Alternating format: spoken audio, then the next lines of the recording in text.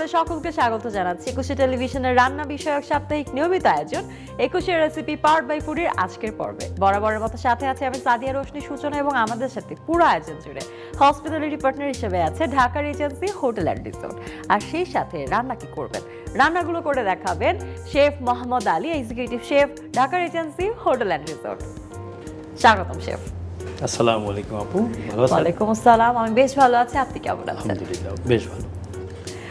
অনেকেই মনে করে থাকেন রান্নাবান্না এক বিশাল ঝামেলার নাম, আসলেই কি তাই? রান্নাবান্না কি এত বড় ঝামেলার কাজ? একদমই নয়। রান্না করতে আমাদের বেশ ভালো লাগে এবং খাওয়া দাওয়া করতে তো ভালো লাগে, আর তাই তো আমরা নতুন নতুন রান্না শিখি, নতুন নতুন রান্না করে আমাদের প্রিয়জনদেরকে তাক লাগিয়ে দিতে ভালোবাসি। একুশের রেসিপিতে আমরা সবসময় চেষ্টা করি আপনাদের জন্য নতুন নতুন রেসিপি দেখানোর, যে রেসিপিগুলো একই সাথে সহজ এবং যার উপকরণগুলো হাতের নাগালে পাওয়া যায়, আর খাবারটা যাতে পুষ্টিসম্মত হয় সেটিও আমাদের ভাবনায় থাকে। আজ তার ব্যতিক্রম নয়, চলুন জেনে আসি আজ আপনাদের জন্য একুশের রেসিপিতে কোন ডিশটি থাকছে।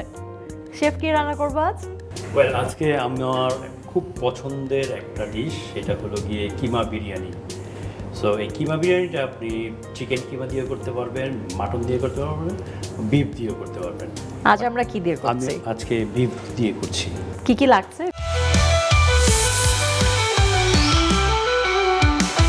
এখানে আমার বিফ কিমা আছে, এখানে আমার বিরিয়ানির রাইসটা অলরেডি কুক করা আমার, এখানে আছে আমার আদা রসুন পেস্ট করা, পেঁয়াজ বেরেস্তা, তারপরে আছে আমার ক্যাশনাট ফ্রাই করা অলরেডি, এখানে আছে আমার ঘি, পেঁয়াজ কুচি লাগবে, মরিচের গুঁড়ো, গোলমরিচের গুঁড়ো, এখানে লবণ, এখানে আছে জয়ফলের গুঁড়ো, আর এখানে পুরো বিরিয়ানির মশলা যেটা আমরা ইউজ করি আমাদের হোটেলে, আমাদের নিজস্ব তৈরি করা। এখানে আপনার এলাচি, দারচিনি, লবঙ্গ, জয়ফল, জত্রি থেকে শুরু করে যাবতীয় যত মশলা আছে আমরা এইটা ইন হাউস সিক্রেট একটা স্পাইস বানিয়ে রেখেছেন। সাথে আছে সবুজ রঙের, এটা বোধহয় মিন্ট।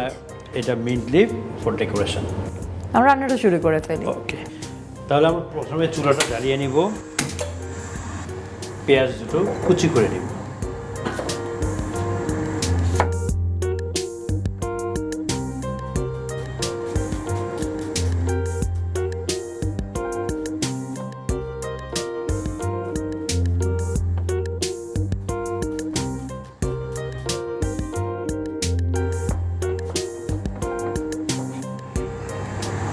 কি ঝটপট কাটা হয়ে গেল। রান্নার যে কিছু ট্রিক্সগুলি আমরা সবসময় অ্যাপ্লাই করি, কিমা যখন রান্না করব, কিমাটা প্রথমে আগে চুলায় দিয়ে দেব।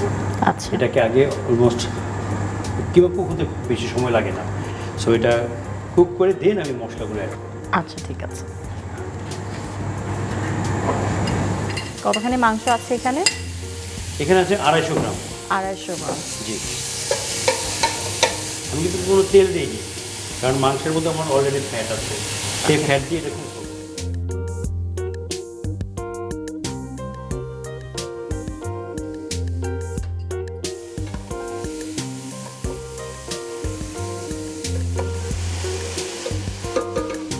আমার অলমোস্ট 50 to 60% কুক হয়ে গেছে। তো এখন আমি পেঁয়াজ দিয়ে দিলাম, পেঁয়াজ কুচি, তারপরে আদা রসুন বাটা এখানে একসাথেই করা আছে। আমি 1 টেবিল স্পুন পরিমাণ দিচ্ছি। ওকে। তারপরে এখানে আমার আছে এরকম আমাদের সিক্রেট বিরিয়ানি মশলা। আপনি বলেই দিয়েছেন কি কি থাকে, দর্শকরা চাইলে এই রিজেন্সির মতোই মশলাটা বানিয়ে ফেলতে পারবে। এখানে দিচ্ছি মরিচের গুঁড়ো। এই ঝালটা কিন্তু ডিপেন্ড করবে আপনি কি এরকম ঝাল পছন্দ করেন তার উপরে। লবণ স্বাদ মতো এবং গোলমরিচ। আমি এখন তেল দিচ্ছি, সামান্য পরিমাণ তেল দিব, কারণ আমার অলরেডি মাংসের যে ফ্যাটটা ছিল সেটা বার্ন হয়ে সুন্দর ফ্লেভার অলরেডি আমাকে দিচ্ছে।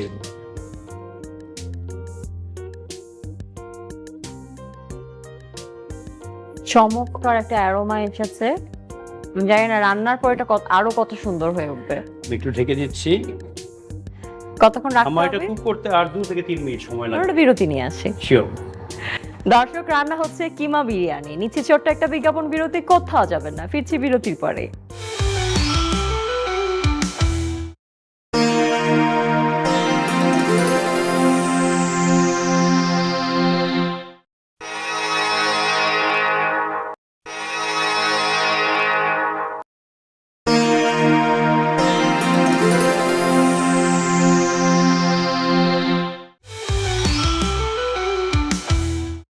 দর্শক, বিরতির পর আবারও ফিরে এলাম আপনাদের প্রিয় আয়োজন একুশের রেসিপি পার্ট বাই ফুডের আজকের পর্ব নিয়ে। সাথে আছে আমি সূচনা। পুরো আয়োজন জুড়ে আছে আমাদের hospitality partner Dhaka regency hotel and resort, এবং সেই সাথে রান্না করে দেখাচ্ছেন এক্সিকিউটিভ শেফ মোহাম্মদ আলী। চলুন দেখি রান্নার কি অবস্থা।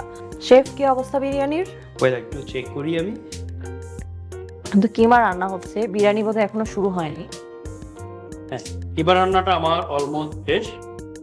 আমি এখন ফিনিশিং এ যাব, তার আগে কিমাটার মধ্যে আমি ক্রিম অ্যাড করছি।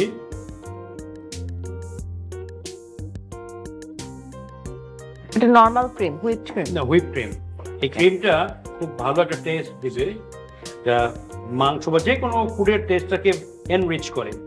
যদি বাসায় ক্রিম না থাকে সেক্ষেত্রে দুধ একটু গুলিয়ে নিবে, পাউডার মিল্কটা একটু ঘন করে গুলিয়ে নিবে। আচ্ছা, আমি এর মধ্যে কিছু বেরেস্তা অ্যাড করব। বেরেস্তাটা সুন্দর একটা অ্যারোমা দিবে। বিরিয়ানি তো আসলে বেরেস্তা ছাড়া সম্ভবই না। পোলাও বিরিয়ানি যেটাই খাই না কেন, তার সাথে আসলে বেরেস্তাটা ম্যান্ডেটরি।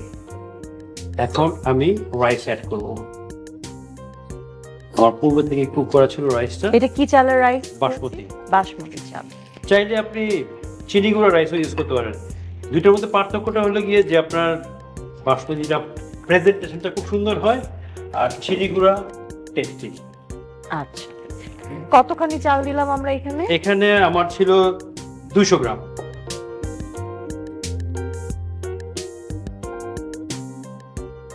এর মধ্যে আমি অ্যাড করব কাঁচামরিচ কয়েকটা ফ্লেভারের জন্য।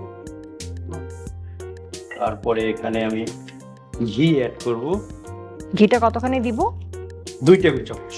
2 টেবিল চামচ ঘি অ্যাড করে দিলাম।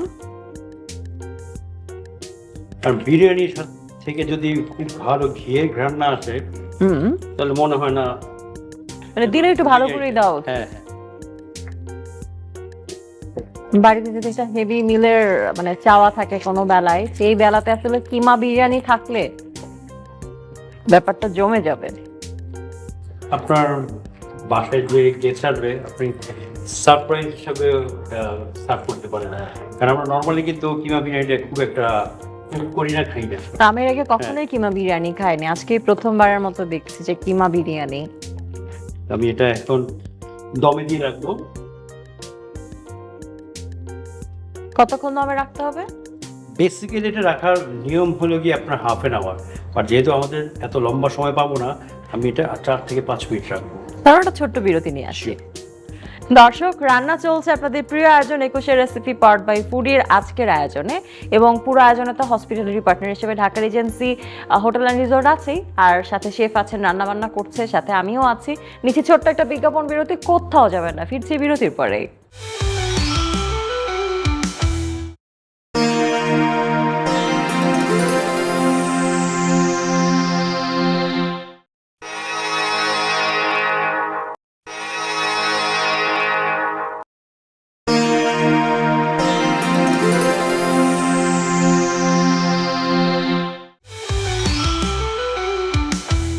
দর্শক, বিরতির পর আবারও ফিরে এলাম আপনাদের প্রিয় আয়োজন একুশের রেসিপি পার্ট বাই ফুডি এবং hospitality partner Dhaka regency hotel and রিসোর্টের আজকের পর্বে। সাথে আছে আমি সূচনা। রান্না মনে হয় প্রায় শেষ। দেখি মোহাম্মদ আলী ভাই কি করছেন, কি অবস্থা? Well, need to check. It looks almost.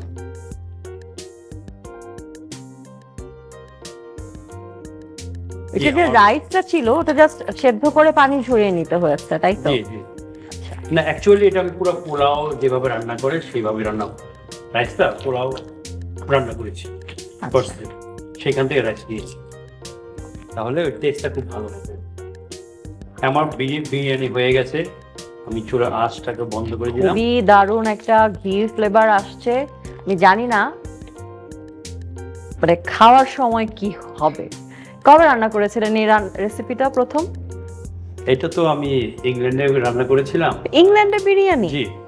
এটা কিভাবে সম্ভব? ইংল্যান্ডেও বিরিয়ানির প্রচলন আছে। জি জি জি, ওখানে তো আমাদের এই সাবকন্টিনেন্টাল ফুড খুবই জনপ্রিয়, স্পেশালি আমাদের ইন্ডিয়ান ফুড হিসেবে পরিচিত বেশ, বাট ওখানে পাকিস্তানি ফুড, তারপর আমাদের বাংলাদেশি ফুড, এখন আমাদের বাংলাদেশি ফুডগুলো এস্টাবলিশ হচ্ছে। দ্যাট মিন্স এটা ব্রিটিশ রেসিপি বা ব্রিটিশ ডিশ না, এটা সাবকন্টিনেন্ট থেকে গেছে। এই কিমিয়া বিরিয়ানি এটা বেসিক্যালি পাকিস্তান থেকে আসা, সো ওদের কাছ থেকে শেখা। বাহ, তো বিরিয়ানি রান্না শেষ, তার মানে তো এখন সার্ভ করতে হবে, তাই না? জি। দর্শক, রান্না তো শেষ, কিন্তু রান্না শেষ হলে কি সব কাজ শেষ হয়ে যায়? একদমই না। রান্না করার পর খাবারটাকে কিভাবে পরিবেশন করা হচ্ছে তার উপরেও খাবারের স্বাদ অনেকটা নির্ভর করে। কেননা দেখতে যদি আসলে মন মতো না হয়, খাবারটা খেতে ঠিকঠাক স্বাদ পাওয়া যাবে না। আর তাই তো আমাদের খাবার রান্নার পর সেটাকে সার্ভ করতে হয়। চলুন দেখি কিমা বিরিয়ানি আমাদের শেফ কিভাবে সার্ভ করেন। শেফ কিভাবে সার্ভ করবেন?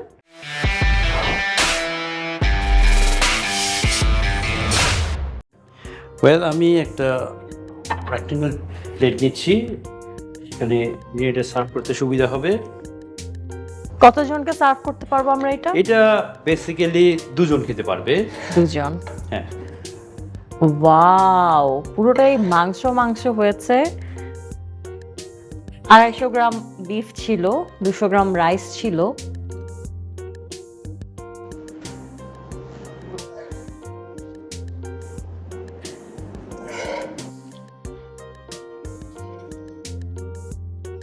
আমি একটু নামিয়ে নেই, তোমার সার্ভ করতে সুবিধা হবে।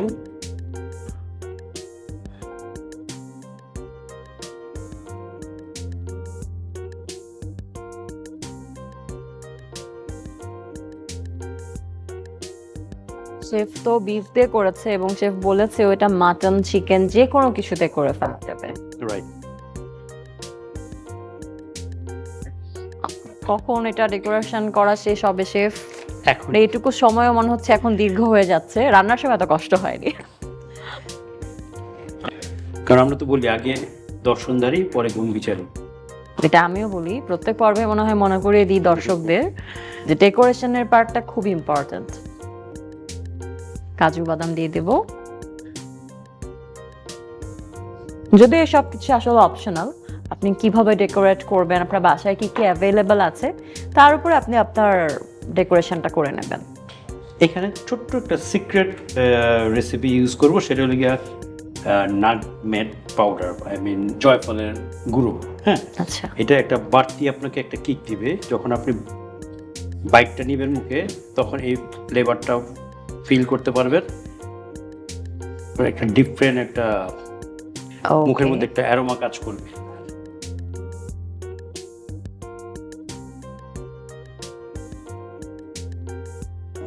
What a beautiful dish.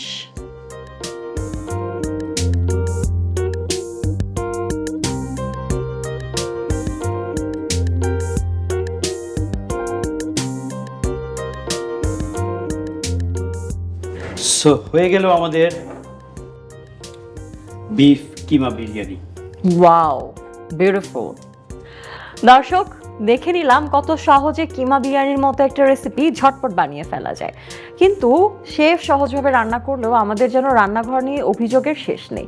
রান্না করতে গেলে এক গাদা ঝুট ঝামেলা আমাদের সামনে এসে দাঁড়ায়। কেননা রান্নাঘরের ছোট ছোট ভুলভ্রান্তি থেকে যে প্রতিবন্ধকতা তৈরি হয়, সেখান থেকেই এই ঝুট ঝামেলার উৎপত্তি।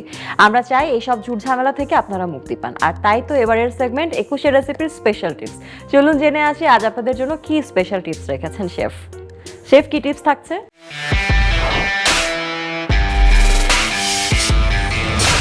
ওয়েল, আজকে খুব ইম্পর্টেন্ট পার্ট হলো গিয়ে পেঁয়াজের বেরেস্তাটা। অনেকের অভিযোগ থাকে বেরেস্তা পুড়ে যায়।